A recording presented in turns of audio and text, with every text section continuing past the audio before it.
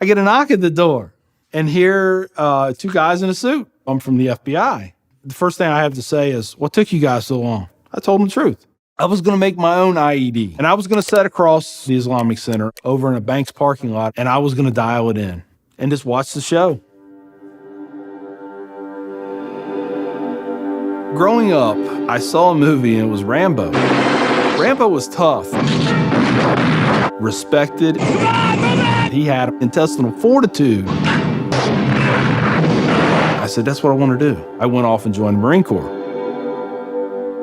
I wanted the action. The first time I got shot at, I remember looking at my watch and I says, man, this time last year I was in English class. I fought several times in the Middle East, Desert Shield, Desert Storm, South America, Philippines, Somalia. I think the worst things that I have seen is dead children. I had to suck it up. I had to be there for my guys. Each one of those teardrops stands for a confirmed kill. I stopped adding after 26. Where I was taught, Marine Corps, just own it and then let it go. But there comes a time when there's too much of that and you can't turn it off anymore. I want you to give me a window into your state of mind at that time.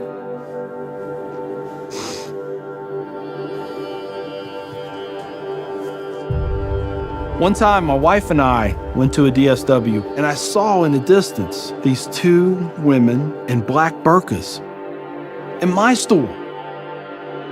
I cried as I prayed for enough strength to go over there and break both their necks. I was just angry. I was just full of hate, and it just fed off itself. At that point, I was drinking a half-gallon of vodka every 2 days. I had devised a plan, create my own IED, homemade bomb, and I was going to set it off right outside the Muncie Islamic Center. 200 plus killed or injured. That was the plan. I saw an opportunity to do one last thing for my country. This was my rationale. I knew I would end up in a federal prison with a needle in my arm. I didn't care. My hatred of Islam, it was the only thing that was keeping me alive. So one day my daughter comes home, second grade maybe. She was telling me about this little boy who sat across from her. His mom came to get him. She said she had scarves on her and she had a dress all the way down to her feet and you couldn't see her on nothing but her eyeballs. At that point I snapped, started spewing things out of my mouth that should never be said in front of children or anything.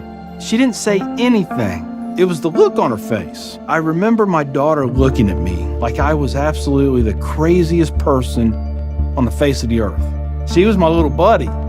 She used to say we were road dogs. I know I saw it in her eyes. I made her question that love. And that's when a light bulb came on. I decided to give the people of this community one more chance. So I went to the Islamic Center, see a gentleman in the shoe room taking off his shoes. He looks at me and he smiles. He said, "Can I help you?" And I said, "Yeah, I want you to teach me about Islam." So he went and he gave me a Quran. "Read this. Come back when you have questions." So I did.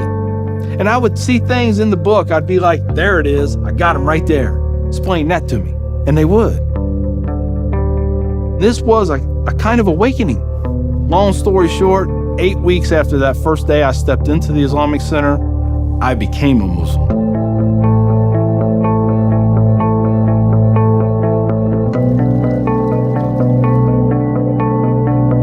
I'm a Muslim, a veteran, and a proud American.